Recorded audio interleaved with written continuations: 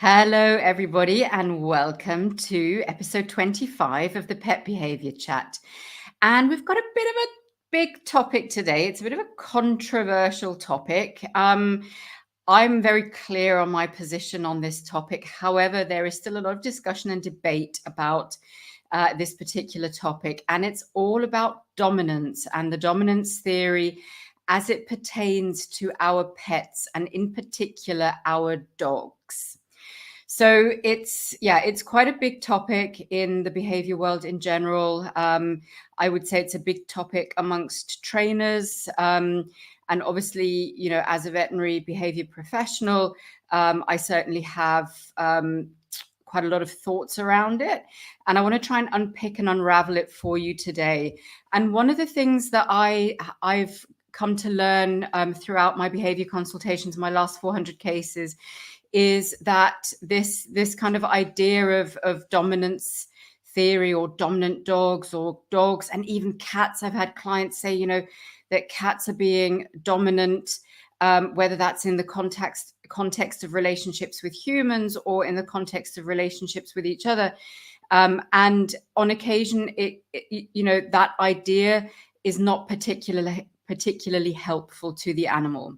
So I want to unravel it, and we're going to go through things step by step. And I want to explain how we arrived at this use of dominance, and and why it's something that's sort of bandied around quite colloquially, and I think sometimes without a lot of understanding of what it actually means. And I think it starts with the fact that we use the word dominant in our kind of everyday life, right? We talk about dominant flavors in dishes. We talk about this season's dominant colors in fashion.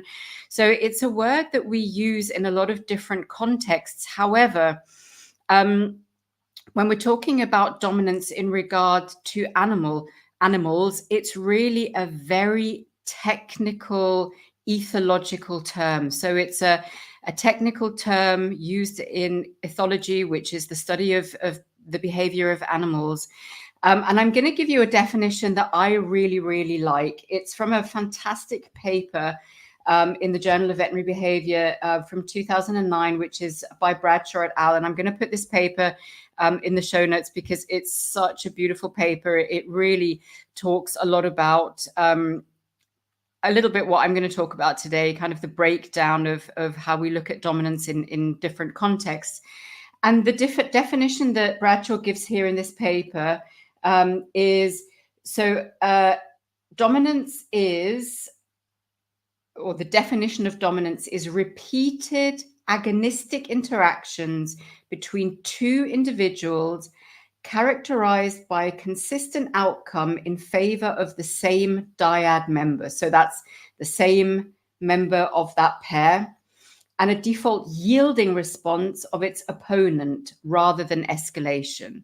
So we have a relationship between two individuals, and in the context of that relationship, and it can be around specific contexts such as resources, we have the repeated kind of outcome in favor of always the same member of that relationship, and the other one yields.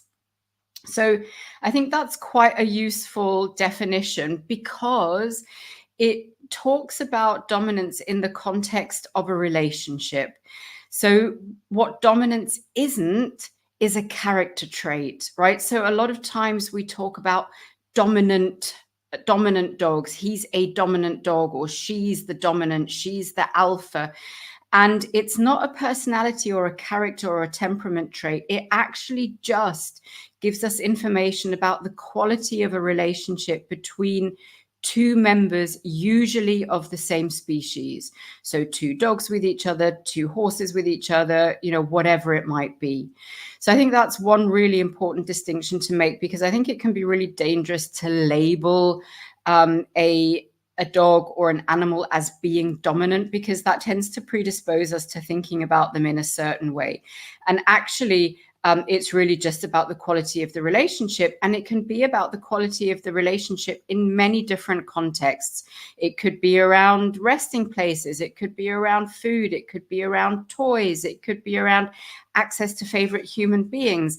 And that might not always be the same. It might be that in a kind of a two-dog relationship, to one dog, a toy is particularly important, but perhaps to the other dog, a resting place is very important. So these kind of dyadic relationships can be very fluid in terms of the context that they're actually experiencing and what the actual situation is that we're talking about. So I think that's a really important thing to think about first and foremost. What does it actually mean in technical terms when we talk about ethology? The other thing is that dominance usually relates to animals in the wild or wild species, right? So when we talk about dominance in dogs, and we'll go into a little bit more detail in that, the original idea came from behaviors in wolves. So we're talking about ancestral wild species where perhaps the term dominance makes a little bit more sense when we think about the organization of social structures and social hierarchies in a wild setting. However, we're now using that same terminology to define our pets and the relationship in our pets and relationships with us as humans and relationships between animals. So, and that can become problematic. And I'm going to show you a little bit why that's the case. And I'm going to give you a little bit of the history first. So I'm talking about dogs now, and I think we're going to kind of talk quite heavily about dogs because this is the species that this is most commonly applied to. But basically, in the 1960s, we had a number of really great researchers. One of them is David Mech. He's a Canadian researcher, and he researched wolves. And he researched social structures and social hierarchies in wolves. However, he did that in wolves. So the research that he did initially was in wolves in a captive setting. So they were a number of unrelated wolves that didn't previously know each other that were put into a captivity type setting. And he looked at the social relationships that they formed in that setting. Now, a captive setting is very, very different to a setting in the wild because, number one, we have unrelated animals, which is important for wolves.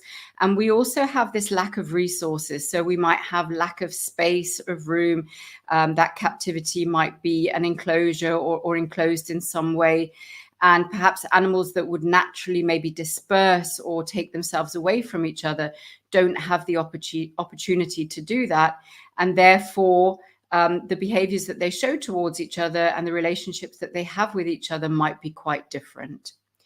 So when David Mech first studied, these sort of social settings in captive wolves, he saw that there was a linear dominance hierarchy, right? So you had an alpha, a beta, and so on. And it was this very sort of linear structure. And on the back of that, the idea was coined that, wolves very much have this linear hierarchical structure. And because domestic dogs are the descendants of wolves, then surely that must be the same in our domestic dogs. And so on the back of that, we started to see the development of training programs that were based very much on these hierarchical structures. And I'll go into a little bit more detail in that in a second. However, what then happened, and this is really a great credit to David Mech, is he actually went back and looked at his own research again and thought to himself, hang on a second, these captive wolves are very much in an artificial setting. I actually want to look at wolves who are in a natural wild setting. And what he found there is that wolves actually have a much more familial structure. So the basic structure of wild living wolves you have a breeding pair, so you have, the alpha male and female, and they live together with their offspring. So that could be their offspring from first, second, third generations, and so on. And we have a much more loose structure based on this kind of familial structure, kinship. There's definitely not a lot of aggression in those groups, or David Mech didn't see a lot of aggressive behaviors in those groups. In fact, a lot of the social structure was based on deferential behaviors, so that would be the younger wolves would defer to the elder wolves, and so on. And so really aggression did not feature very strongly in these more natural kin-like groups. So that's a really big credit to David Mech and the researchers that went in that same era, that looked at wolf behavior in that same era, because they made that clear distinction between wolves in captivity and naturally living wolf families.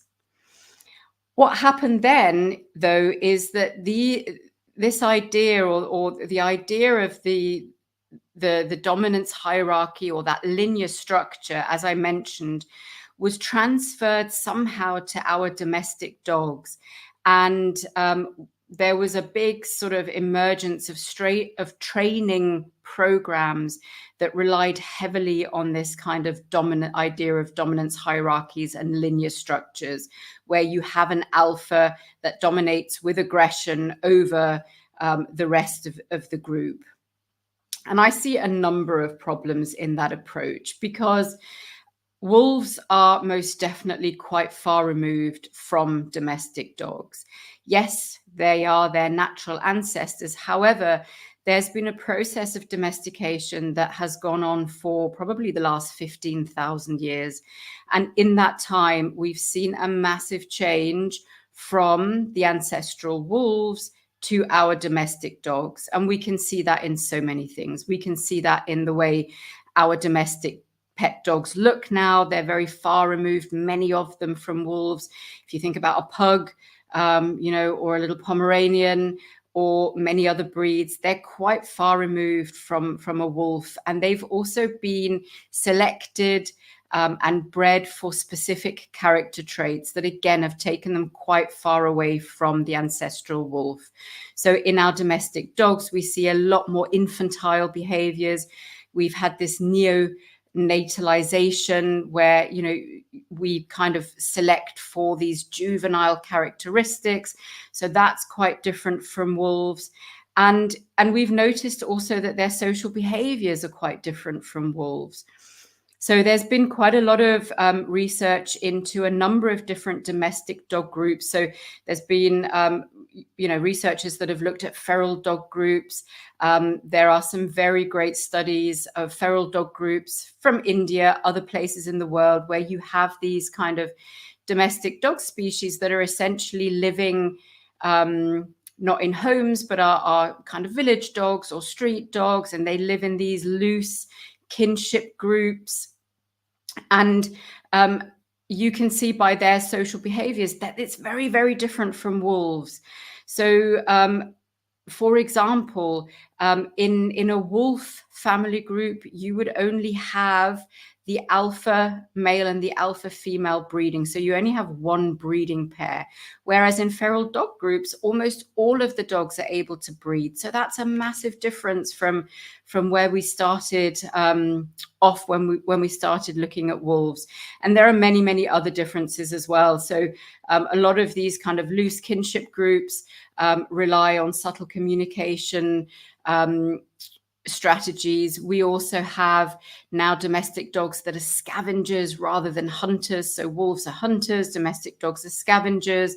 We also have far less cooperation amongst our feral dog groups in terms of acquisition of food and raising of offspring, right? So in wolves, we have kind of this hunting in groups, and we have familial wolf groups helping to raise each other's offspring.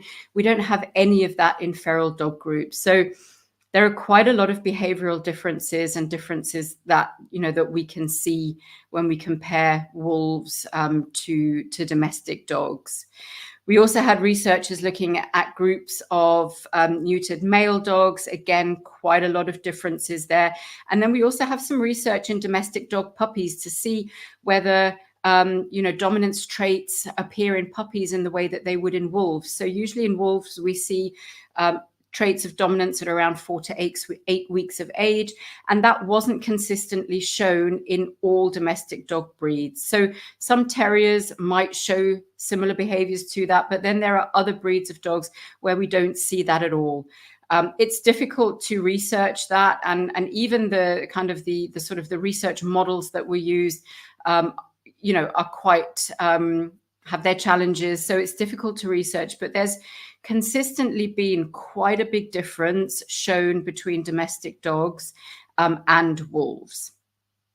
So that's a little bit the background of how we came to this idea of dominance hierarchy. And again, remember, it really was based solely on the original findings of some researchers that looked at captive wolves and that identified some kind of a linear dominance hierarchy. However, does that apply to our domestic dogs? Does that apply to the dogs that live with us in our homes? And is that a useful construct to apply, to the relationships that domestic dogs have with each other, and most definitely relationships that we have with our domestic dogs? And so why am I even talking about this? Why is this even a thing? Why is this even important? Well, and that's because these training styles, again, that emerged in the 1960s on the back of this very original research, unfortunately has kind of made its way through to today. And we still see many trainers using rank reduction programs, training programs based on dominance hierarchies, training programs where, people are told you have to be the alpha, you have to be the boss, you have to show your dog who's boss, in a number of different, behavioral contexts. And that has caused so many problems, not only for the dogs, but also for the people that have been told that they have to react in this way. And I wish I could tell you the number of times that I've heard clients that have come to me say, well, this trainer told me I have to alpha roll him, I have to show him who's boss, I have to punish him, I have to do all these things in order to assert my position over this dog. And it felt intuitively and instinctively so very wrong to these clients. And these clients have been using, all these very aversive methods, including shock collars and all sorts of things, because that's what they've been told to do. And of course, they've gone to a professional to seek their advice, and that's what they've been told to do. They've paid that person a lot of money, so they're going to follow their direction. Some people don't. They then tell me, I actually never did what my trainer told me, because they just couldn't bring themselves to do these sort of very harsh and aversive training methods on their dogs. And I think this is really important. And I'm going to, tell you a few things that these rank reduction programs include. And, the alpha roll is a typical one. So the alpha roll means if your dog does something you don't like, you're going to grab them and pin them to the ground and roll them over until they submit. And the thought behind that is because that's what, one wolf does to another. And in fact, that's actually not the case. That's wrong. So wolves don't actively pin another wolf and roll them on the ground. If that kind of behavior occurs, it's usually the wolf that has the lower rank that rolls themselves and shows deferential and submissive, I don't love that word, and shows deferential types of behaviors. But there's hardly ever any aggression involved in one wolf pinning another wolf down. So the alpha roll is something, that is is used, and unfortunately by some trainers who are very popular in the media, who have a wide reach in the media, and is actually something that, number one, can be very painful for dogs, number two, can actually put them in a state of physical harm, and number three, can induce massive amounts of fear and anxiety. So the alpha role is one of the things. A few other things that you might have heard is, you must never let your dog sleep in your bed. You must always eat before your dog. You must never let your dog go through a doorway before you do. All these types of things are, things that are proposed as part of this rank reduction and dominance-based training. And actually, a lot of these things just simply do not make sense to our pet dogs. They are confused by it. Sometimes they go completely against what that dog's emotional needs are. And many, many times they will induce fear, anxiety, and stress in our pet dogs. And that fear, anxiety, and stress may actually cause them to do more of the unwanted behaviors that the owner is actually trying to work on. So, yeah, it's a big problem. And, sometimes these aversive training programs can go as far as using things like prong collars, slip leads, and in the worst instance, shock collars. And shock collars are really probably the most extreme version of aversive training that we see. And they cause so much damage, and some of the most severe behavior cases that I see and some of the most aggressive dogs that I see have undergone some form of shock collar training, aversive training, punishment-based training that has really caused a lot of fear, anxiety, and stress. And undoing that, due to the way that learning theory works, can be very, very difficult. And we'll go into learning theory a little bit more in a future episode. And actually, I'm planning episode 27 is going to be all about the pitfalls of punishment and why punishment is not a useful training strategy. So if you're interested in hearing more about that, look out for episode 27. I'm going to go into much more detail in that. So that's a little bit my thoughts. And one of the other thoughts that I definitely have around that is that many dogs that I see, certainly in my line of work, are coming to me because they have an anxiety disorder, or they have something like separation anxiety, or they have something like noise phobias, or they have something like social phobias, or they might have, fear and phobias to specific things, specific triggers. And in these dogs who already have an underlying anxiety disorder, using these punishment-based rank reduction aversive training methods can really contribute to that behavioral condition actually getting worse. And also sometimes some of these methods, when owners perform them, can actually cause the dogs to become aggressive because they then all of a sudden feel a need to defend themselves. So it's just a really kind of negative spiral. And one of the biggest things we have to think about here is quality of life and welfare. If you are continuously punishing your dog, if you are putting your dog in this position where you feel you need to exert this level of control over the dog, that is a massive welfare concern, and that can be massively welfare negative. And I see this time and time again in my cases. So I hope that has a little bit helped to unravel this idea of dominance. I think it's really important that we recognize the word dominance for what it is. We need to recognize it's neither good nor bad, right? We also can't say, oh my God, dominance, it's not a thing, it's awful. No, dominance is a term that's used in scientific ethology. It's a scientific technical term that has its place, and it's very much a description of that relationship between those two individuals. but we have to have enough understanding and education around what it truly means.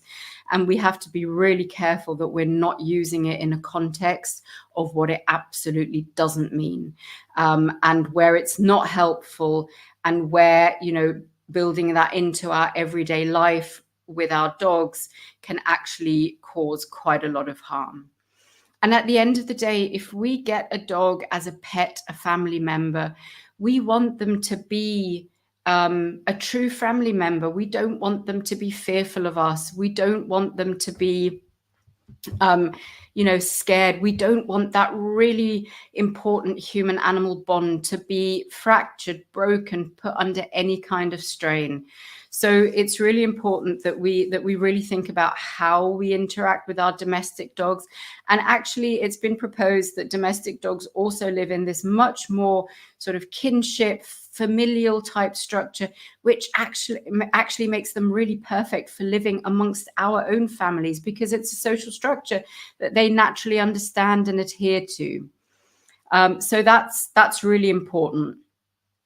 A couple of other things that I just want to touch on before I finish. So one thing is the idea of valuable resources. And so there's this terminology called resource holding potential that you might have heard of.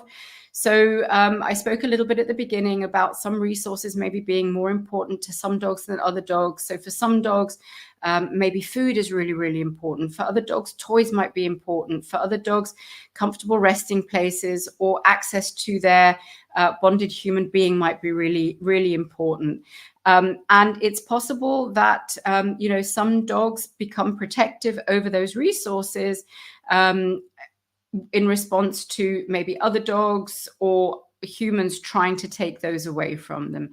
Now, that's different to dominance, right? That's the protection of a valuable resource, something that's very, very important to you. And I see the more anxious the dog in general, if we have a generalized anxiety disorder, the more likely they are to be protective over certain resources. So value of resource is really important. And that's something that also Bradshaw talks about in his paper. And then the other thing that's really, really important is the context of associative learning. So what has that dog learned in its past experiences, and how does that influence how they behave around maybe valuable resources, interactions with others, whether those are humans or other dogs. So past learning is also really, really important. And in fact, the paper by Bradshaw finishes off by saying that maybe a much more healthy way of looking at things is by thinking about the combination of the value of the resource that's there for that dog, together with what's the learning that has gone before about the resource, the relationship, what happened in the past. So what happened, when I had this bowl of food, did somebody try and take it away from me? And if that's the case, do I need to protect that bowl of food more in the future? And then if I already have an underlying anxiety disorder, that might be something that I'm even more worried about. So I think really important to think about it in the context of value of resources and learning. And that's something, that we can definitely take into consideration when we're thinking about cases of undesired behaviors. Another thing I just want to touch on as well is when we're talking about sort of true behavioral diagnoses and presentations. So I'm thinking specifically about things like separation anxiety and maybe noise phobias, something like that. How valuable would you think punishing your dog in those situations would be? Absolutely not valuable whatsoever. So if your dog, let's say, has separation anxiety, you leave the home, your dog is in a massive state of panic and distress and maybe destroys, some items in your home, maybe including your favorite pair of shoes or an expensive leather bag, for example, and you come home and you exert this rank, gosh, how dare my dog, perform this behavior, and I have to show them who's boss. Well, that's not going to be helpful at all, because it's a true pathological presentation. The dog is experiencing true panic distress, akin to a panic disorder in humans. So if you've ever had a panic disorder, a panic attack, sorry, akin to a panic attack in humans, if you've ever had a panic attack, you know that that's something that's not easily controllable, and it's certainly not something that you're doing on purpose to exert your rank over another. So you know, in those situations, using these types of dominance behaviors or rank reduction behaviors can be really damaging, and you know, really quite damaging to the dog, to the individual. And then finally, I want to talk very quickly about the concept of leadership. So that's something that has also been talked about a lot in the context of these dominance style training methods. And the question has been, well, is it better to replace dominance with leadership? And I think yes and no. I think definitely leadership is a better way of looking at it, for sure. So I think, you know, leadership evokes the idea that there is a certain amount of empathy for that particular animal, you know, that we're kind of leading by example, we're showing wanted behaviors, we're maybe setting boundaries to some degree, and we are communicating clearly what's expected and what's not expected. And I think the concept of that is okay, as long as the execution and implementation of that doesn't, again, contain coercive elements, because it's very easy for us as humans to slip into that idea of force or coercion, or you know, being a little bit more rigid or assertive about implementing boundaries and so on. And the lines can get very blurred when it comes to leadership versus dominance. So I think it's not a bad construct to have in the back of your mind, you know, especially if you kind of compare that to what that would look like in the human context, right? A boss or a manager is often seen to be quite different to a leader. A leader also invokes an idea of safety and comfort and providing, you know, psychological safety, which I think absolutely those aspects 100% can be transferred. But if you're just looking at leadership as a different way of coercion, then I think that's not helpful. So, yeah. We can get quite deep into this topic. As you can tell, I'm pretty passionate about it. And there are many, many things that I think need to be considered. If you have questions or if you have comments, I would love to hear them. And as I said, I'm going to be delving much deeper into the concept of punishment in episode 27, which I'm looking forward to talking about, because again, it's a really interesting topic, and it's great to kind of talk about. So I want to leave you with a couple of resources. I've mentioned the Bradshaw paper a couple of times. So it's Bradshaw et al. 2009 in the Journal of Veterinary Behavior. I'm going to put that in the show notes. I love this paper. I think it's extremely nice to read. And it's a good summary of some of the things that we think about when we think about sort of a more modern way of thinking about things, and it definitely sort of explains why the dominance theory is outdated and not useful. And the other thing I want to mention to you is the AVSAB position statement on the use of dominance theory in behavior modification in animals. AVSAB is the American Veterinary Society of Animal Behavior. They do lots of great things. You can find them at avsab.org. If there are any of you out there who are, you know, in the kind of behavior profession, it's a great organization to join. They have a couple of different position statements. I think they also have a position statement on punishment, which I'll probably talk a little bit more about in episode 27, but it's basically a 4-page position statement that talks about everything that I've spoken about today, and is a really nice read as well. So I think those two are really helpful resources. There are also a couple of books that are great. Barry Eaton, Dominance Theory, Fact or Fiction, and a few others, you know, that have a look at dominance theory. So I will definitely put those 3 resources in the show notes for you. Those are things that I found really useful as I was getting my head around the whole idea of dominance theory. But for sure, I can say in my clinical work, this is something that comes up time and again. And, the amount of people that still use these words, I think it can be somehow an understandable concept for people. I think people, the idea of a linear hierarchy and having an alpha, it's quite easy to grasp and understand. Whereas everything I've just spoken about now is not so easy to grasp and understand, and has a lot more nuance and a lot more gray areas. And it's, fluid, and it can be different in one context to the other. So there are no hard and fast rules to hold on to. Alrighty. That is everything from me for today about dominance theory, dominance in dogs. I hope you found this useful. As I said, please leave me any comments, questions that you might have.